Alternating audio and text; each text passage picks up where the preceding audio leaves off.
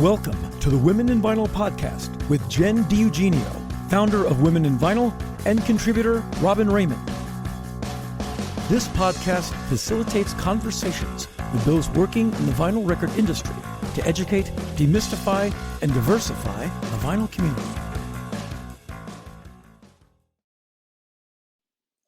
Welcome back to another episode of Women in Vinyl. My name is Ariel Lowe, and I am guest hosting this month's podcast. I am one of the co-founders of Trans Music Archive, a nonprofit organization founded to help trans artists press vinyl at no cost to them, as well as building out a physical archive and collection of trans music making on vinyl. Vinyl records is such a wonderful medium for us because it is permanent and everlasting and resistant to censorship and erasure and policing. And, you know, in this increasingly techno-fascist state that we're in, all of these things feel like the right place for us to be putting our energy in terms of music preservation, as well as bring back value to music that's been devalued over, you know, the years of streaming.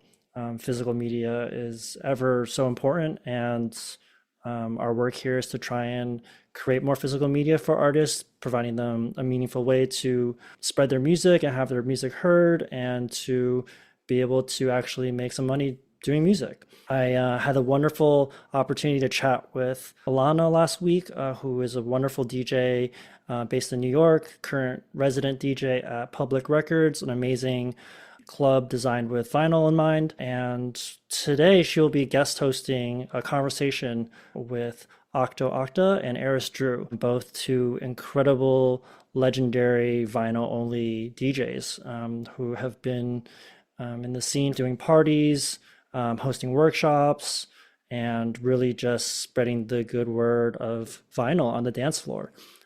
So please welcome Alana and Eris and Octo Octa.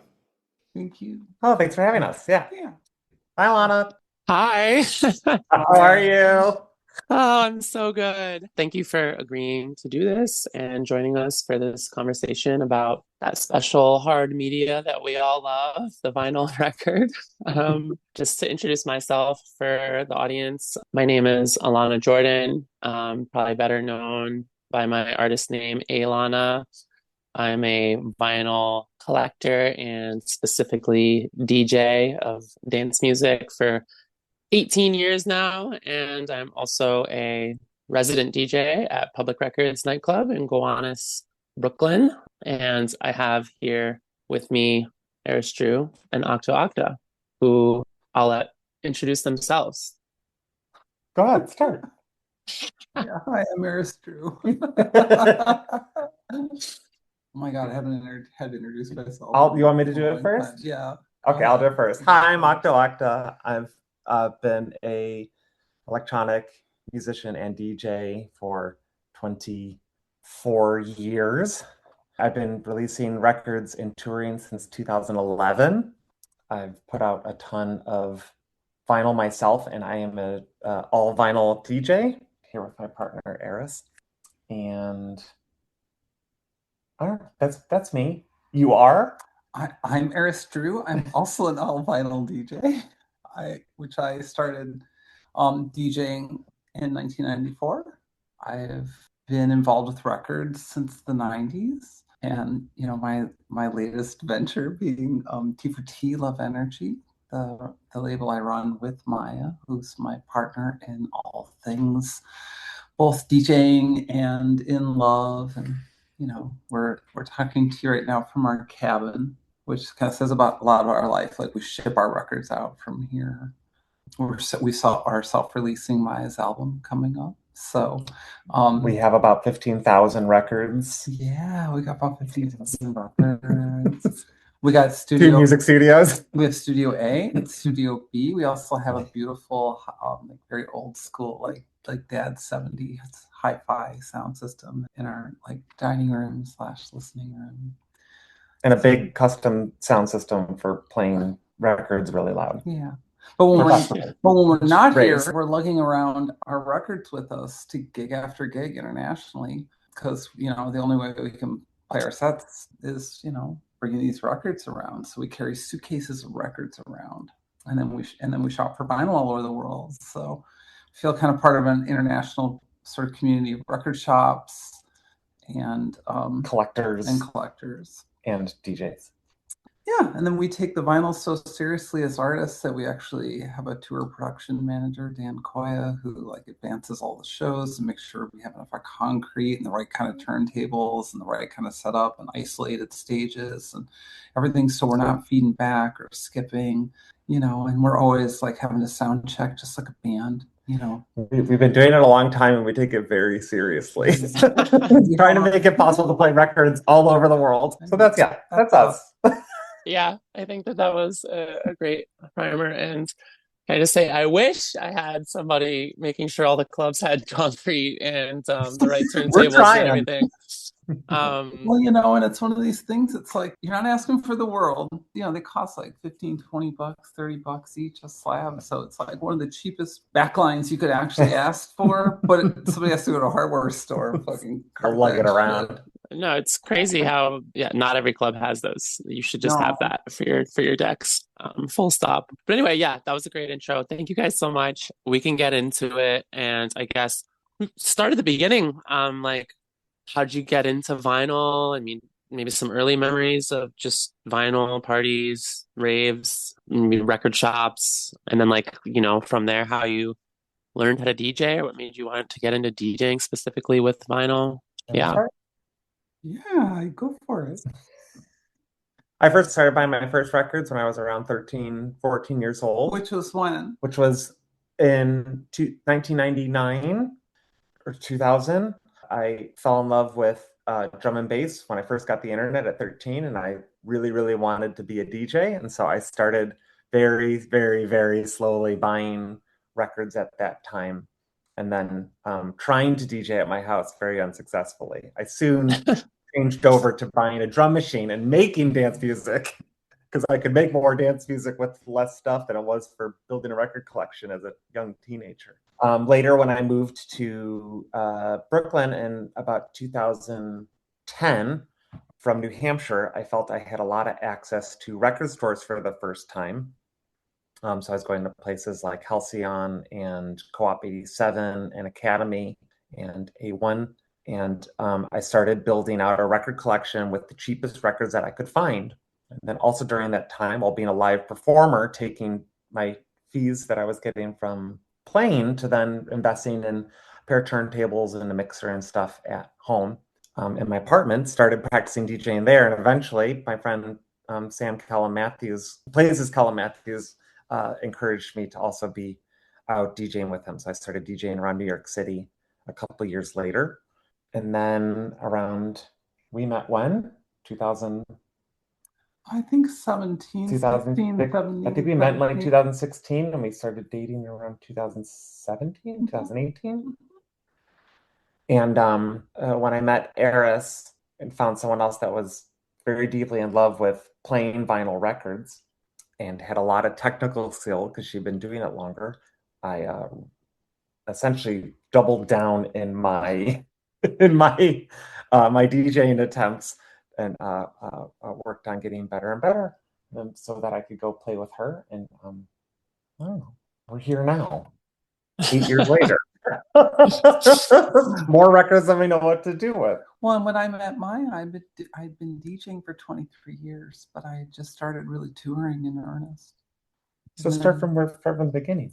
Well, I think telling it this way is sweet, because what I want to say is, is that even though I've been doing it longer, she also activated a kind of playfulness and interest in engaging with a lot of the technical aspects of DJing in terms of it was hard trying to play in festival settings and things like this, and playing now that the golden age of vinyl is past, and a lot of places don't have proficiency or the right equipment or the right DJ booths for vinyl. And so really going on that mission to get both as good as we could artistically, but also to share music and share techniques and try to figure out the best ways to do these sound checks and stuff. Because I started in 1994 DJing, but I started collecting records in the 80s. my dad had a Marantz hi-fi, like these real efficient old wood speakers, and music sounded great on. My parents listened to disco, and so I wanted to have the 12-inch singles of my favorite synth groups, specifically Depeche Mode. I got like Strange Love and Behind the Wheel in like 1988, 87, 88. That and Technique by New Order, all on 12-inch at like my local West Suburban like record store. And then, in the early years, as I was exploring techno, I was getting a lot of CDs. Like when I got Orbital and all that stuff, I got it on CD. But then I went to raves, and at raves, these house DJs and these techno DJs and these breaks DJs were all playing off wax, because that's I would learn then that if you wanted real underground cuts, that's where you would go to find them. So in 1994, I sold a couple books of acid and bought some turntables, and from some people. Some people. And then started, because I was blown away by this DJ Mystic Bill, who was mixing the records, and I was like, because I'd gone to like teen clubs and like heard the music kind of move, between listening on the radio with the real fast mixing. But this was more like a musical alchemy, with the records really like being blended over like a long period of time, and everyone being like built, like taken into a trance, even by these like whether it was like some cool Dutch progressive house record or some super elemental like Nick Holder record, or like Chicago record, like a Sneaky Tim or something on Dance Mania, one of those more tracky ones, not one of the like quote booty ones, like he's mixing all that stuff together and creating this kind of like collage and pastiche, and he's playing like the tribute to Janis Joplin. So you're hearing these like voices from the 60s, like kind of like interspersed with these like house. And I just was like, what the hell? Like, this is like so amazing. So I started going to Gramophone Records in Chicago on the north side, Hot Jams Records on like the south side, and like Hip House on the west side. And there were other places around too, Jumpin' Music and stuff like that. But oh my God, it was just like the golden age of dance music in Chicago, in that there were all these record stores and they all had different shit. It was really cool to get imports. You could have a really special sound buying imports then, because you could get records that weren't making it into town in like large numbers. And just get different things. So anyway, I started building a really idiosyncratic collection by going to parties and trying to train spot records from like DJs like Mystic Bill and Terry Mullen, but also finding my favorite tracks on the radio. Like they're playing DBX Bleep and like really cool Detroit stuff like that, like just on radio mixes. And so I was like doing a weird thing of like taking from all these different, different things. Also like the electronica culture of the 90s. I love Chemical Brothers and Orbital and all that. And anyway, so that's been kind of my journey, and I've just been collecting records and mixing records ever since. A lot of people went digital. It just didn't work for me.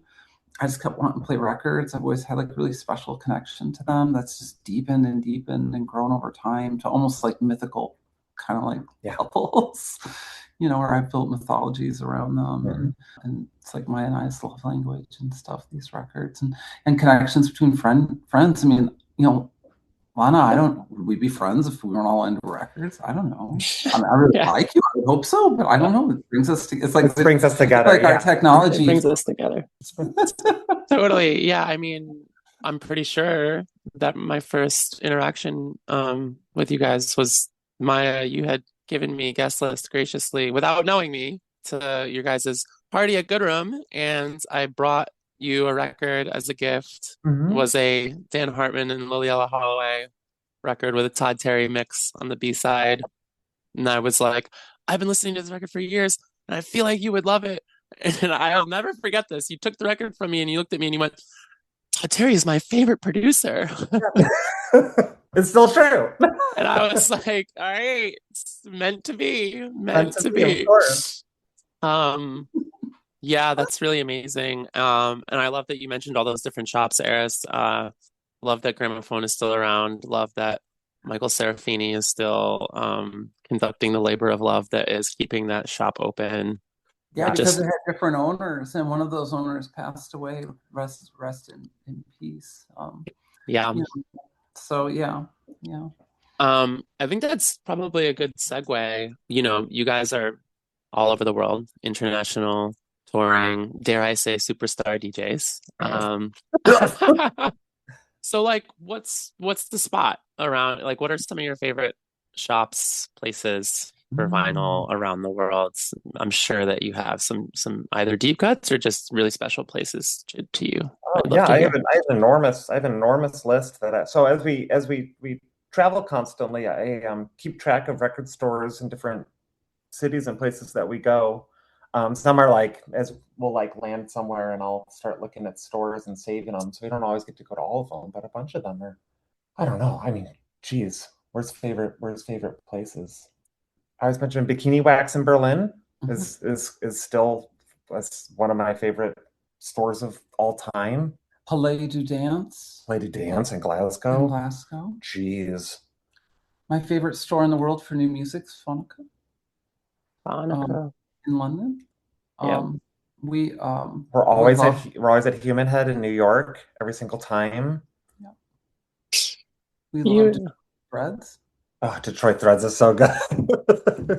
that, We yeah. love, but we love going to Amoeba because it's like you get that joy of going to like a big box store, which you really don't get. You don't get, like you can go to Tower Records in Tokyo and stuff. They don't really have like that like dance underground dance vinyl and stuff. So Yeah, but like Amoeba's like a good big box store that has lots of stuff hidden there. And also a lot of people don't go through those bins because it's the big box store. One of our favorite things, like going and shopping the world too, is that we don't necessarily always go to like dance music specialists, even though we're both DJs. We like going to lots of stores that like we'll get somewhere and someone will give us a suggestion and we'll be like, that's great, but what are the other stores? And they'll be like, well, they're not like dance music stores. And we'll be like, great. So what are the other stores as well? Because there's always stuff almost everywhere, as long as they have a bin of some singles. yeah, we love going places that are just like rock shops. Yeah, rock pretty shops much. are great. Not great. There's always something hiding somewhere. So it's a constant, it's a, for us traveling everywhere, it's like it's the thing that her and I like to go do other than going to coffee shops, is like going to record stores all over the world. Now we live in New Hampshire, so I should say our favorite local record store is called R.S. Butler, and that is it's part of like an antique store, and the owner buys huge collections and has like barns and stuff. And like first time Maya and I were together, we went record shopping there because he had boxes and boxes and boxes of 1990s and like late 80s dance mix vinyl, like remix service love, major label stuff. Yeah. Yeah. It was a lot of old Boston dance pool records that had been he had bought a collection from years and years ago. So it was really special because I took her there essentially on a date and talked to the guy. He had a bunch. He sells all these records and has singles in the back. And I was like, "Do you have more singles?" He's like, "I have an entire second floor barn of singles." So we started going up there and going through the dance music for a couple years until he sold the collection. But it just shows you, it's just like, we're in Seacoast, New Hampshire, near Antique Alley, and there are not dance music shops around here, but literally about 15 minutes away from where we live, there was 12,000 dance singles sitting in a barn waiting for people to go through it. So that's some of the magic of like record shopping around the world and near your house. You find stuff everywhere. It was like one of our first real dates, and we it's so sweet. There were these two. They're lamb, right? There were two sheep. Oh no, sheep, of course. Two sheep are in the bottom, and then we're up top. So it was just a very quiet day because it was still winter, and they were just very quietly making sounds below us while we were going through everything. I was such a city girl. I was like, oh fuck, I am so wherever she is. This is amazing. Where did I steal? What's this forest I stole you out to? Yeah, and I got this DJ EFX mix of Cover Girls song, like a little bit of like a later era for Cover Girls song called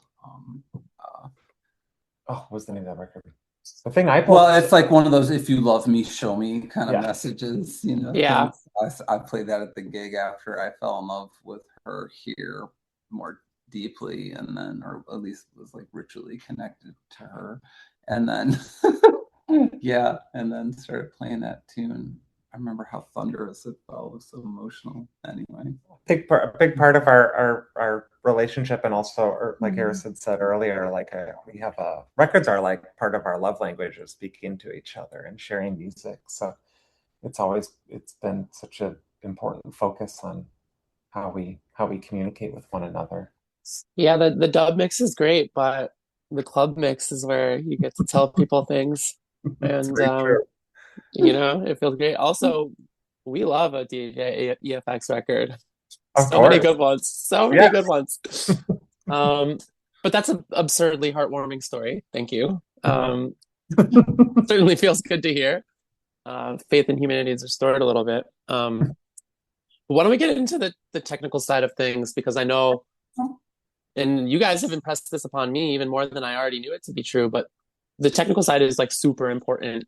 And I'm curious what your guys' preferred setup is when you play, as far as mixers, turntables, cartridges go, and maybe some other important technical aspects of the vinyl itself, like keeping it safe. That's what I was going to say. Let's just talk about what's actually the challenges of being a vinyl DJ like today. what's the problem, right? Yes, there's a couple. So there's always a kind of mythos of back in the day, people put out a card table and threw two turntables on there, and then a party started. It was like that, but yeah.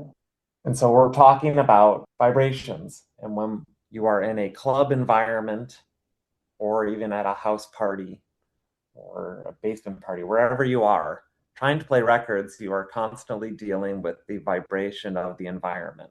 And that comes from both the speakers that are around the turntables and dealing with the bass that is feeding back through the turntables, or you're also dealing with the surface in which everything is set up upon, meaning that if I set a table on wood, and everybody's on a wood dancing floor, and everyone's dancing, and that dance floor is flexing. It is making those turntables move up and down also. So the reason that this is a constant issue today is because most of the DJ market has moved to digital players. Right. There's a time when if you had to throw a party, you needed to make sure your vinyl was going to work. Otherwise, no one could play. No one could play. Ever. You as a promoter would have a setup and no DJs can play. I don't know if you're gonna be having more parties. So almost all clubs, and I'm sure, Lana, when you got started and still being especially all of us being from the American underground where things cycled much more slowly, a lot of these old DJ booths either were around then or still exist, where they're poured out of concrete, or there's like really great cares taken for isolation. And, and so now, especially this like dance music's also moved on to a lot of stages, because of all this. First thing we have to do is assess what everything's set up on. And if we're on a stage, the goal is to have a separated platform. So the turntables are like not anchored to the same thing that we're standing on and that the monitors are on, or that same scaffolding that the like mains are flown on, because these are a lot of array systems. So that takes some pre-planning. So trying to minimize the amount of vibration being attached to the surface in which the turntables are being placed. That way we don't jump the needle by dancing, and also our monitors aren't feeding back through the hollow stage. It can be really hard to be DJing and have to stand perfectly still, because every time you take a single step, it skips a record on the table. So. But now, since so many clubs don't have like the best booths for vinyl anymore, now a lot of these precautions have to be taken at the venue level. Right. There's a lot of spaces are being set up now, typically with digital in mind, in which case you don't really need to worry about that much stuff. You can have vibrations and tables going crazy and people bumping into stuff, and it doesn't really matter. So our consistent current issue is to make sure that the requirements are met so that when we go into these spaces that we can go play records. So we basically want like 4 big slabs of concrete to go into the turntables, which are separated by squash balls. ice snow feet on the tables? An ice snow feed is kind of like the idea of, if you've ever seen when people used to take ashtrays and put a bunch of rubber bands around them and then set the turntable feet on top of 4 like rubber banded ashtrays. The idea is that, it's the rubber bands are helping to absorb some of the vibration. So when you're on like a hollow stage, for example, and everything's kind of shaking, the turntable doesn't care because it's just sort of like free floating, like kind of like quavering above, on these like kind of rubber bands that are the perfect tension for the weight of a Technics SL 1200 model turntable. Yeah, the old models, not the 7s or whatever. Yeah, those not the brand new ones, but the older ones. But the older ones, like all those Mark IIs, Mark Mark Vs. So we always want a 1200 M5G. Yeah, our preferred turntable is the 1200 M5Gs. And the reason for that, one is performance related, but I consider secondary, which is that it's got a ±16 and a ±8. So when you're pitch mixing, that means that gives you a broader range in which to speed up or slow down a record. But you can also go down if you don't need that extra room, you can stay at 8, which means your movements are more precise because you're moving, you have a narrow.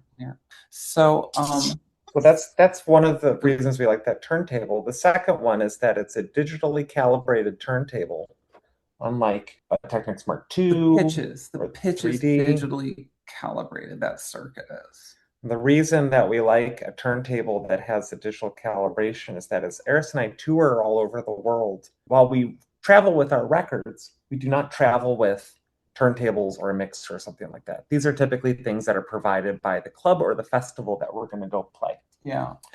So turntables have been around for 40 years. 30 more than that. Yeah. So I think it's 79 that the MK2 was released. Yeah.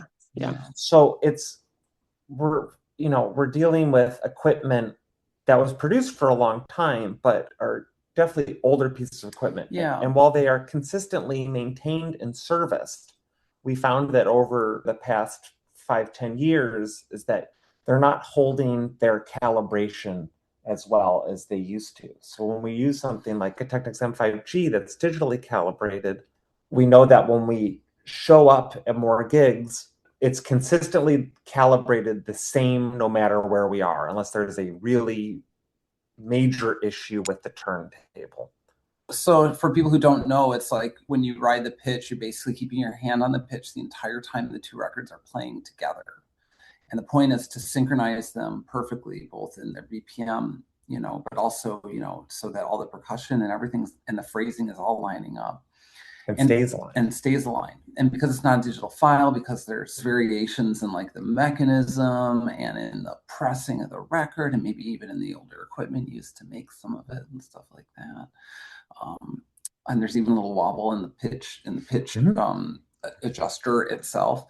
Anyway, you've got to be constantly micro adjusting if you don't want people to notice that the speed is changing slightly. So you ride that pitch, meaning you keep your hand on it, and that's how you can make two songs stay together and mix them really musically sometimes over many minutes, without ever breaking the flow of the two of them together. And that your other choice, of course, is to just kind of push the platter forward with your finger or hold it back with your finger. That's going to, of course, create like kind of pitch bends and like slides and wobbles and things. So yeah, some people do it that way, and sometimes in a pinch you need to, because it's a fast adjustment and it's very predictable.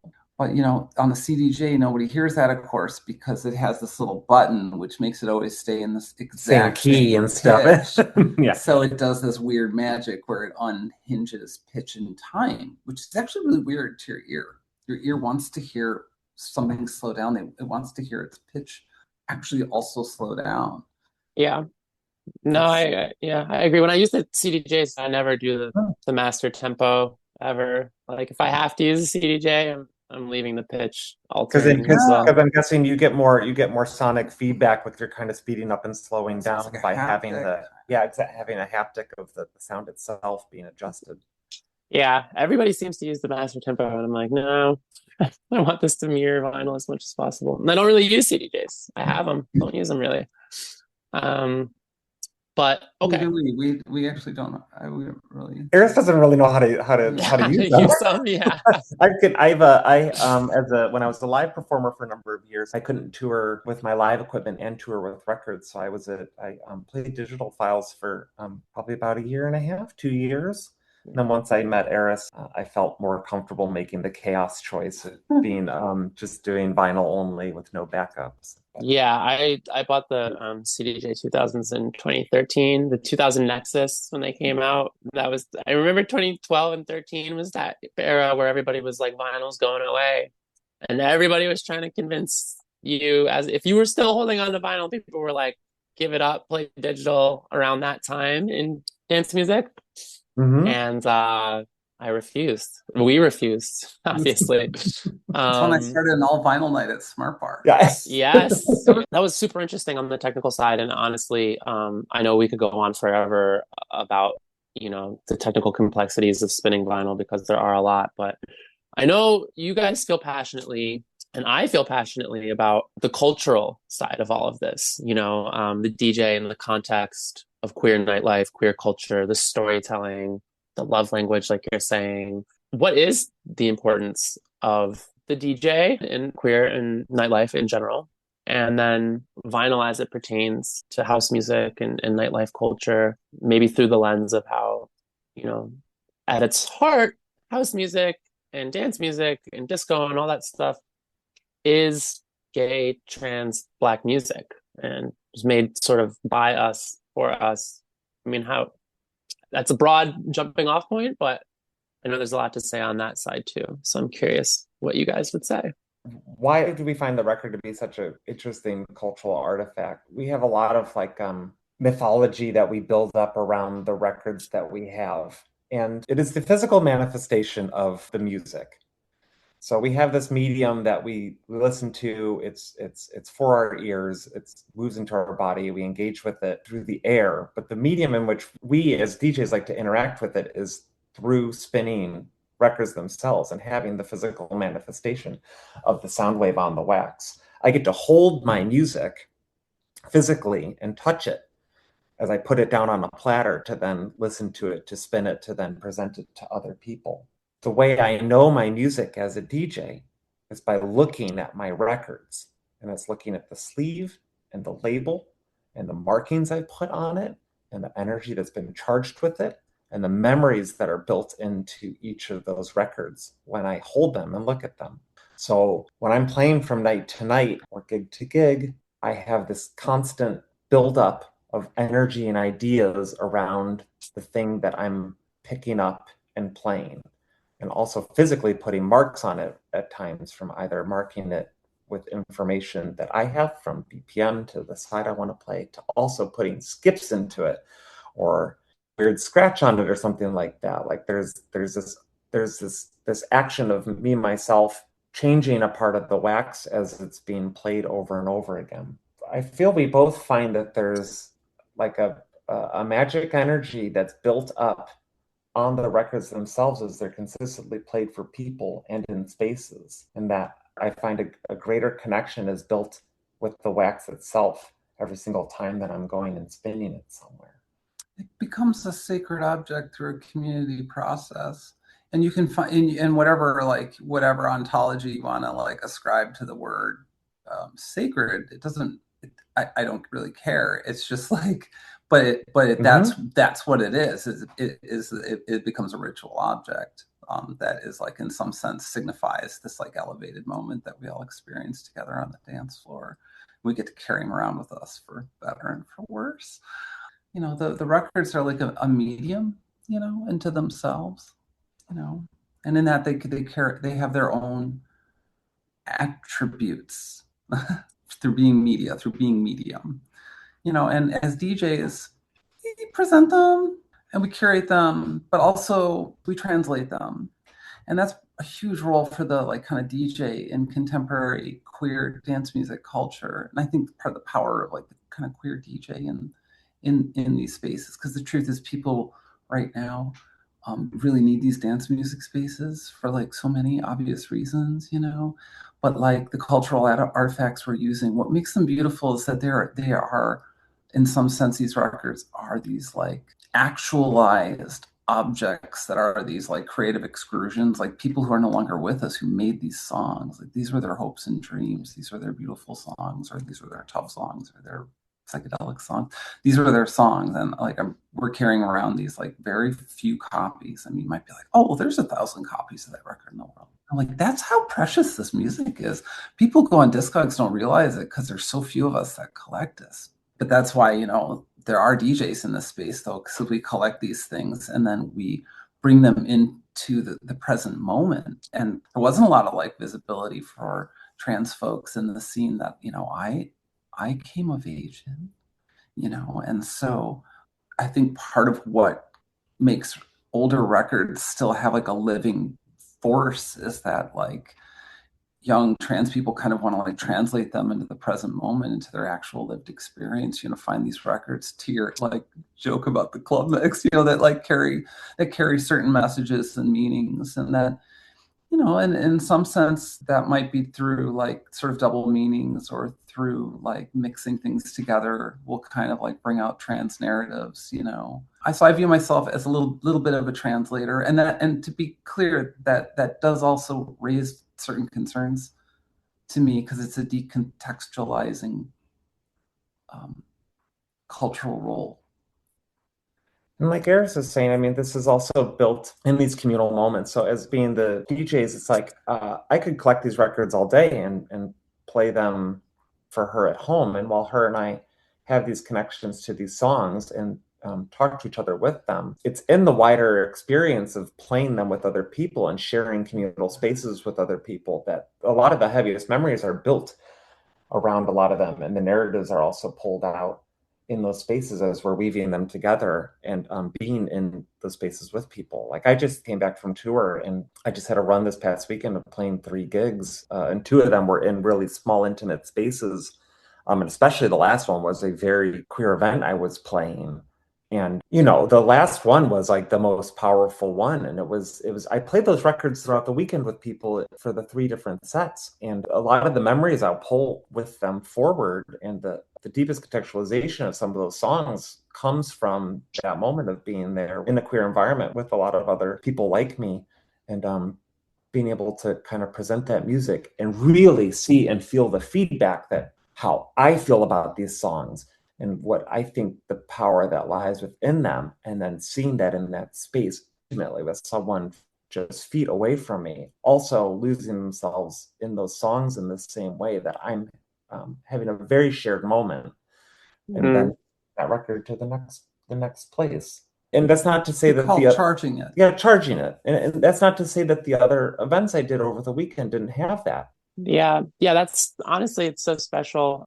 I've said this before, and I even said it in the previous episode, but like you play the record, it has grooves, the ravers are dancing, the ravers are sweating, the sweat condensates in the air and then settles back into the grooves, and then you literally have the DNA of the dance in the record. But it's tradition, I think. It's, you know, to have these communal spaces where we all dance to the same beat, and you know, specifically house. I have a vivid memory of being at Smart Bar when I was 21, and sort of in 2012 in the summer. And I had only been in the jungle and drum and bass because my first rave was like DJ Odie, and like Diesel Boy played the rave that I was at. And so I was really into that kind of music. And then somebody brought me to Smart Bar, and it was Derek Carter, back to back, Mark Farina, all night in Smart Bar at Queen. And I was very closeted. I was not out as queer or gay, and I was really trying to wrap my head around the transness. And I had never been in a place like that. Queen. And then I got brought to Queen, and I'm on the dance floor, in the middle of the dance floor, and just, of course, Mark and Derek are banging it, you know, like top notch. And I'm like really vibing, losing myself, and this guy, shirtless guy, is dancing next to me. And he looks at me and he goes, "Don't you just love this place?" And I was like, "It's my first time here." And he goes, "Welcome home, honey." Cute. It's like burned into my mind.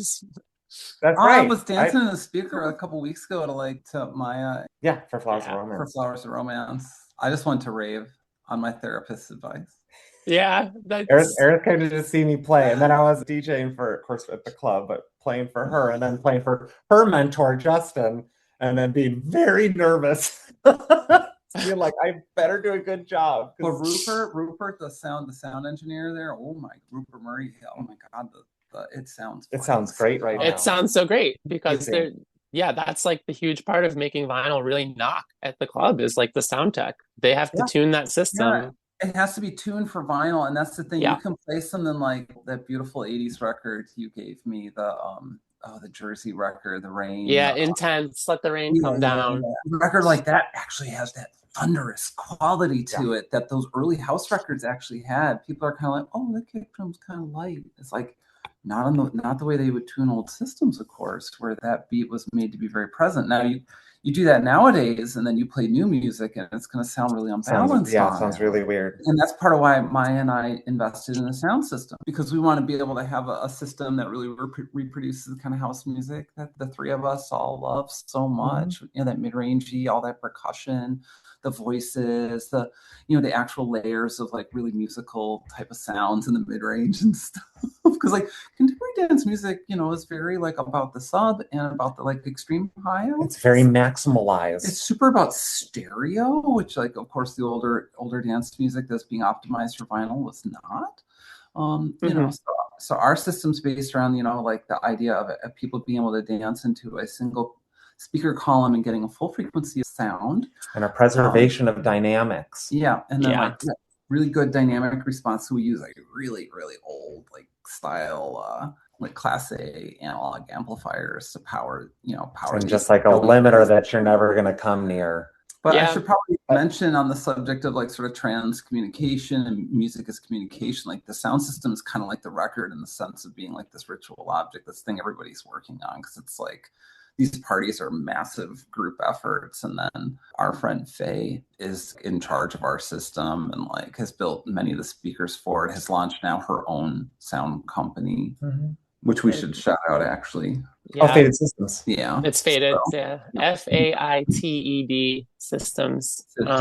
And we love to see it. I would be surprised if she does not have some big clubs knocking at her door soon, because her stuff sounds amazing. It sounds incredible. Like I'm blown away at her stuff. Yeah, it's actually a good segue into the parties that you do, though, because you have your sound system, you bring them around, and there's the T for T Love Energy parties. Talk to us about the importance of the community building and what you're trying to do with the parties, the system, and the message. Well, there are. So why go to Detroit during Movement? Well, Movement is arguably the biggest underground dance music festival in the States. Yeah, I'd say so. Yeah, and a lot of the actions at the after hours, of course. And so our friends with Interdimensional Transmissions, they throw a series of events there. Like they do a Tresor night there. They do this like psychedelic rave called No Way Back. And it's all in this space called Tangent Gallery. And so we bring our system there because we can throw a proper rave, like late night into morning party in what is technically, it's like they have a license to operate and stuff, but it's not a club, it's not a club space. No. It's a theater, and like really like set up our system and have it sound like amazing. And then there's this critical mass of people, because a lot of people come in, just for the afters and stuff, and they already know that like Tresor party and like the No Way Back and the bunker parties are going to be awesome. So it's like it's a really good pair up. And then cool thing is we can just like, have our friends that are like kind of loosely connected with T4T play, which is like really nice. And it's always been like a showcase for trans artists and trans artists creating something together. Yeah, honestly, the whole idea behind it is quite simple and kind of humble like that. When we started dating and we started doing our first event, I used to have a residency with a friend Colin Matthews called Friend Zone. And first time Eris and I, we were friends and starting to date, and no one, when we were getting booked at events in the US, to either play at like the exact same time on other stages or like not together. And so I was getting frustrated because I wanted her and I to play back to back, and no one was taking the bait. So I asked my friend Sam, who was doing the party with, he didn't mind if Eris and I played back to back all night at Good Room for one of the resident nights. And he said yes, and then we did it, and then it went really well, and then we figured it was a really nice thing to do together. So we called it T for T Love Energy, because her and I are two trans women in love.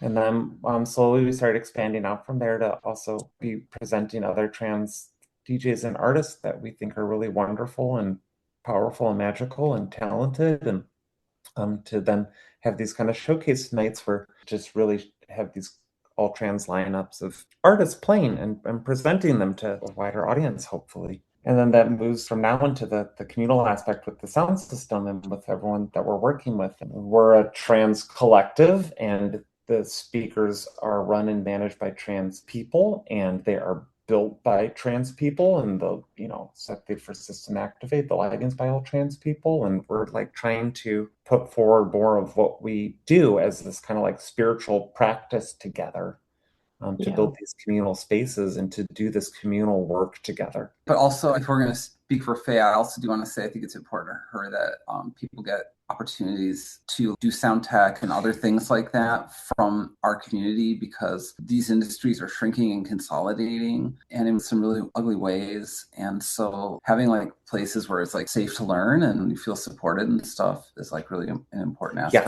Yeah, absolutely. In doing these things together, because our events just like a couple days a year, a few days a year, and that's not, one hopes that these experiences accumulate. It's important. I feel like System Activate is kind of like the culmination of the community building that you've been like working towards for all these years, with like the all-nighters to begin with, and then the label, and now there's the not festival. It's a rave in the woods. It's all right. It's not a festival. It's a rave in the woods. Don't call it a festival.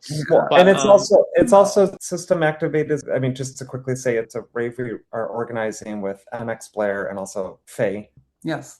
It's a collective effort that's also trying to be outside of T for T Love Energy. With the label and things that we do, there's a lot of focus on Eris and I. So it's also an effort to be with more people and try to also just have more focus and organizational powers with a lot of other trans folk together. But to do a party that is clearly for a lot of different people from the underground. It's also doing an event that's almost run nearly exclusively by trans people and trans staff, without also being overt as part of that and speaking about it. It's really trying to be what it is with our community, I guess. Yeah, and I was going to ask you guys to kind of like introduce it, just a short overview of what System Activate is, just for the listeners who don't know.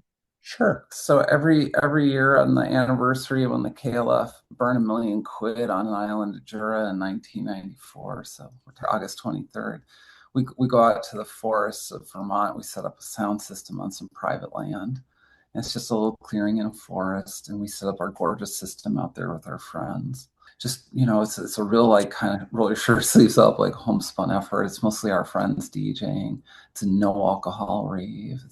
There's some like little food for sale. You can buy like some mate or some tea or whatever, but there's not really like much of any commerce and certainly no alcohol on site. So it's a proper psychedelic rave. It goes from Friday night till Sunday night. And it's just the one sound system. Eris and I are touring DJs, and we go all over and we play lots of events. And there's typically multiple rooms in clubs or multiple stages at festivals, or it's a lot of people kind of moving from one place to the other. And also that can be really wonderful in that you can bring more artists, you can do more different presentations, people have more choices of places and things they want to go experience. And discovery. But one thing that Eris and I really love about having this sound system and doing the work is that we think it's really important to be dancing into the speakers, but B, it's also, we like this kind of like singular point of focus that you're going to, so that to create cohesion. So then to do a rave where it's just extended, it's durational. People can go do whatever they want to do, but there's kind of one gathering place if you want to go listen to music. Creates this this more singular experience. Amazing. And the last part of it is, Eris and I really believe part of the magic of dance music is duration. So versus going to a concert or sometimes certain club nights, depending on licensing laws and cities that you're at, it can be hard to go to spaces that you can go lose yourself in one place for a very long time. And her and I find that there's a lot of magical importance in being able to be in spaces in which you can have durational experiences, meaning that you are there for a long time. So you can go in front of a system. We're going to have an extended like 23 or 20. We did it 23 hours last year. But, if you want to go post up in front of that speaker for 24 hours straight or something like that, you can. You can have a psychedelic experience of that in highly intentional and deep interaction. Or you can put up a cot in the forest and go lay down. You're literally facing the speakers. So all of a sudden, and like you get that little drop of dB, you get maybe like a 10 dB drop, so it becomes like a little bit less club and a little bit more like how you would listen loudly at home, and then everyone's like tripping, like caught it out. Yeah. So it's nice.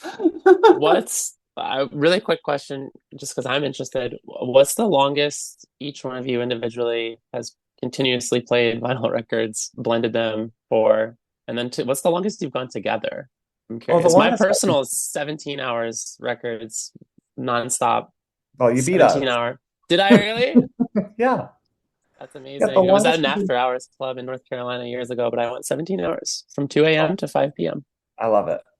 No, we a number of years ago we did the closing set for Sustained Release, and we brought 7 bags of records, and we had to stop playing when the organizers said that the buses were there and people had to leave. That was our longest set. Otherwise, it's her and I mean, typically when we would do all night sets, they're like 8-hour. Yeah. That's still a lot. Alone, I've probably done 8. I've done a bunch of all-night parties. So. Yeah. And I start to get pretty anxious if I'm on my own after 4 or 5 hours. So, like last weekend, I played in Miami. I was playing outside. Did I hear you playing Natural Rhythms? Yeah, hey. Put a video on Instagram. Was that record? Oh, yeah. That is a great house record. It is a great house record, isn't it? No. Can I just tell you a quick story of why I believe there's so much cosmic essence to this whole thing, and that there's like mysticism to it? To me, I said in the previous episode with Ariel, where she was interviewing me, that the first sort of dance music records I got a hold of, or I went to a rave, I bought turntables, I didn't know where to shop or what to do to begin. So I went on eBay and bought like a chunk of 50 records or so of an old DJ's collection. And in that initial box was Natural Rhythms, Yeah Hey.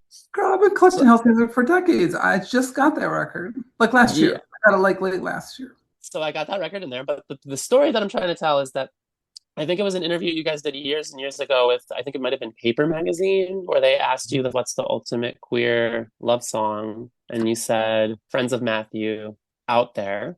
Wow. Yeah. Okay. And one of the records in that box was Out There that I got. And it was like, as a trans person, I had been scared for a really long time, to be honest, about who I was, because I felt like I would be blacklisted and ostracized from this community of, DJs and ravers and stuff that I had worked so hard to work my way up in. And so initially, when I found out about you guys, I'm like, wow, these are trans women who are spinning vinyl like I do, and they're proud of who they are, and they're actually doing this. It gave me a lot to be myself. And so I was following everything you guys did, and I read that interview, and I was like, oh, Out There. And then I realized that I had that record, and that I hadn't chosen that record. That record had come to me in a very cosmic way. Like I had bought this random box, and inside was this really special record to you guys. And what a great, what a great message. See me, feel me, hear me, love me, touch me. That is correct. That is the order. Is anybody out there? Synchronicity is a lovely, lovely way to feel confirmed in your natural sort of connections. Things. Yeah, it's really definitely.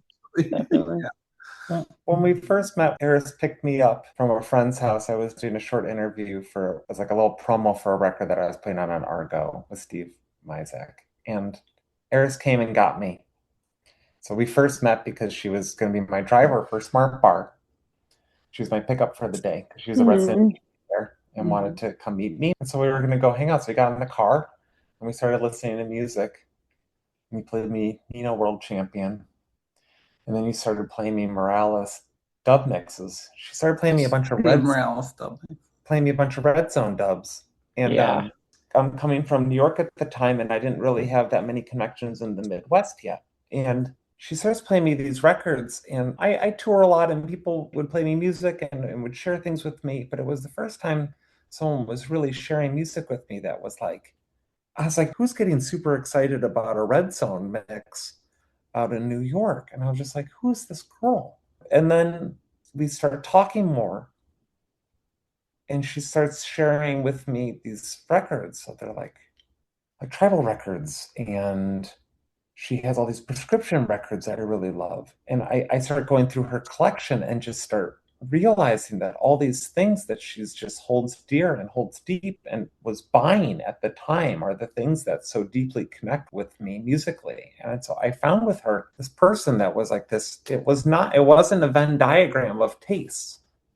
It's like a full circle. Circle.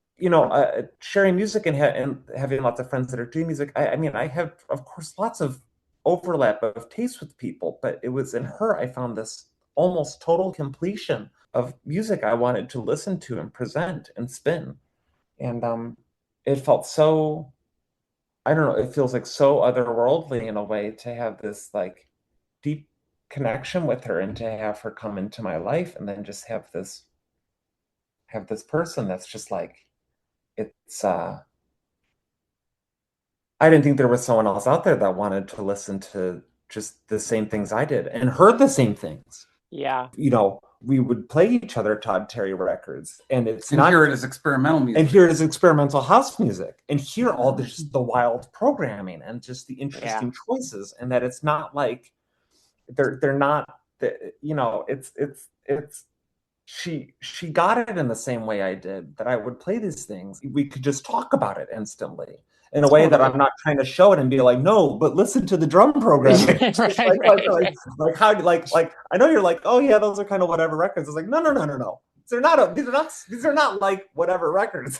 I remember the first time I heard her play, or like it might have been the second time. I think it was the first, and it was at Panther Room at Output, the little house. R.I.P. Yeah, great club. Up there. Yeah, and she's playing like E Smooth, which for anyone who doesn't know E Smooth's music, he was a really popular mixer from the 90s. I'm sure, Lana, you got some E Smooth in your collection. I do indeed. And he and Steve Silk-Hurley and another producer, Maurice, were frequently featured as the three remixers on all these major label mixes, because they all do these very beautiful vocal mixes and dubs, which both would like honor the musicality of the original song, but also deliver a track that sounded fucking great in the club and had real musicality and emotion in it.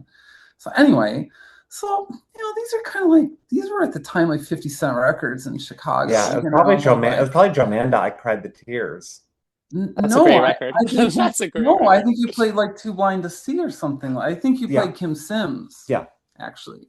And so I know people who like those records, but she was playing it like there was a whole army behind her, and she was letting them know that it was okay to proceed.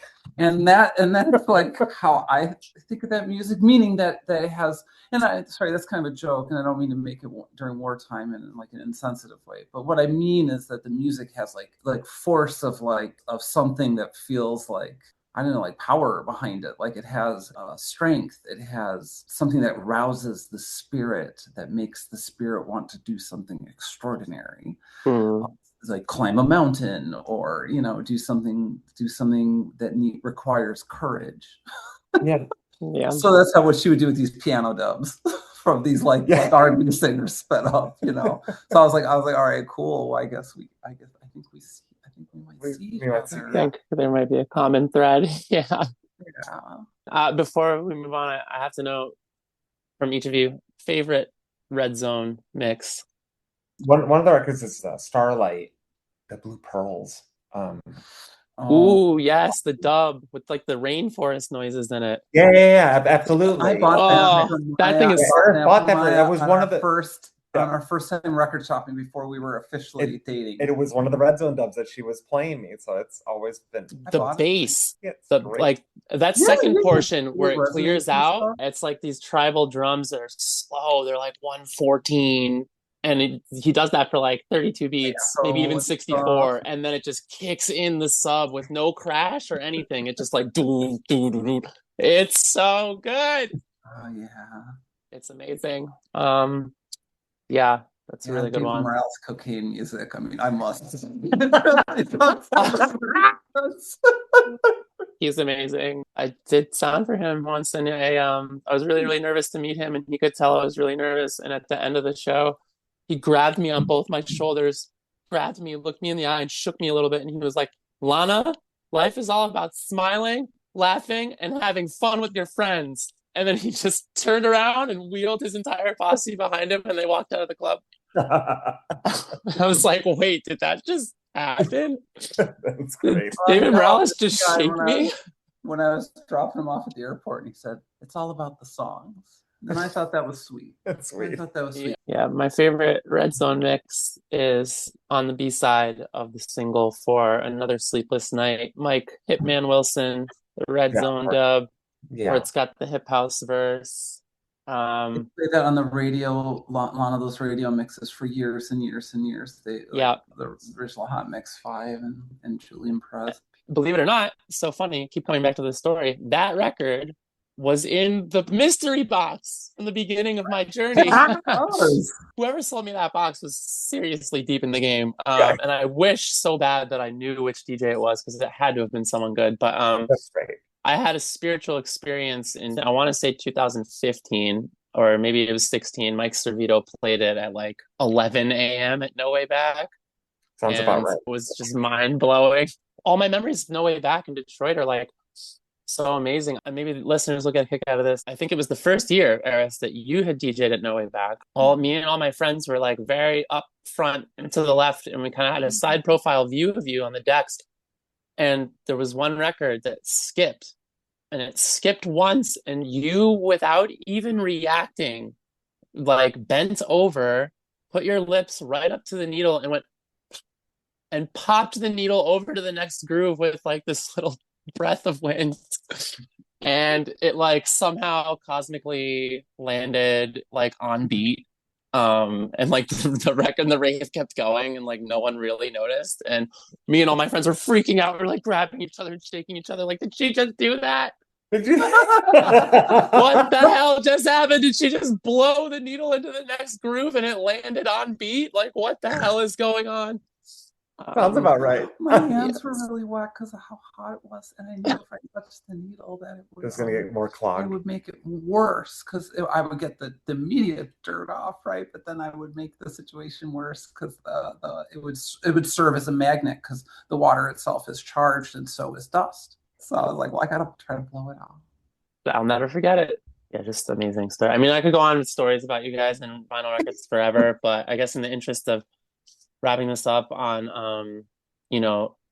a positive and exciting note, I guess, what are your hopes for the future as it pertains to records and vinyl, and then the future generation of vinyl DJs? Last year movement, there was a really interesting moment where Eris and I went to Threads in Detroit, and we walked in the store, and there weren't a ton of people. There were like maybe 10, including us.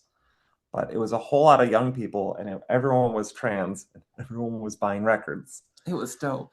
And so, and then we ran into a couple of people that knew who we were, and then some few people that either didn't let us know that they knew who we were, or were just shopping. And I thought that was a really cool moment, because I was just like also meeting a lot of young trans DJs that are wanting to play records right now, and. Yeah. So my hope for the future is that there's kind of so not that long ago, I feel that there was a large backlash to, of course, vinyl as a medium, because it was being weaponized at a point to essentially say, if you are a serious and real DJ, the only way to be a serious and real DJ is to just play records. If you don't want to play records, you ain't a fucking DJ. Yeah, it's a whole argument that has nothing, that has so anachronistic at this point. Yeah, and it like has no it's about gatekeeping and class and access to tools, and it's a whole lot of bullshit. And it was a lot of people trying to really protect an idea that they had spent time and money and invested so much in a thing that what they were doing was much more real than what other DJs were doing. That time has passed. Most people play digital now. So Eris and I, we do workshops, and we try to mentor people on learning to play records, not so that they can be vinyl only DJs, but we of course highly encourage people to learn how to play records because we think they're amazing, but also that for young DJs right now to learn how to mix records, learn by only using their ear, That's only going to make them a better DJ no matter what medium they want to be engaging with. So I find it really encouraging right now that there's people that still want to engage in records, just because I think it's going to, it'll only make them better DJs across the board. Yeah. Just like the record store thing, I mean, it does seem to be that there's some kind of intergenerational sharing going on with these records. So especially being myself, like being a 50-year-old DJ who's like super obsessed with this stuff. And for me, it's like tons of life energy in it.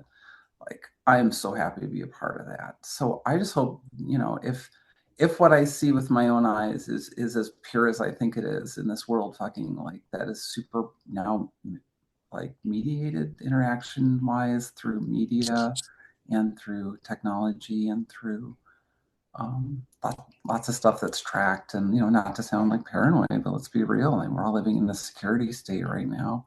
I think having these like kind of simple artifacts that we're kind of using to still like to sort of like tell our stories and to get together around, I think that is the future for it. Is that it's like not a grand ambition, in that I hope like little groups of people still keep like kind of congregating around these things and keeping these sort of practices that are really hard to teach online and stuff. So, you know, Maya and I in the future, we really want to have like an institute where we can get people together and like share techniques, because she and I do workshop, but they're always, you know, they're always like finite. They're always very tied to like where we are in that moment, and then we're on to the next thing. So we've made a couple resources online that's like free resources for upcoming DJs. We have one in particular called Hot and Ready DJ Tips, Trips, and Techniques.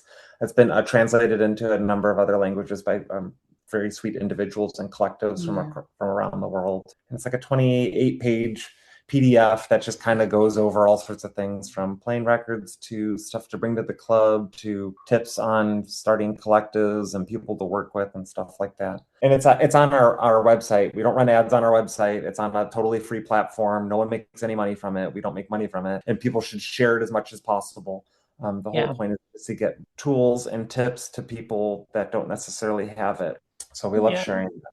So I think that's a really wonderful place to wrap it up. And I want to thank you guys so much for coming and sharing your thoughts, your laughs, your love for each other, your love for vinyl.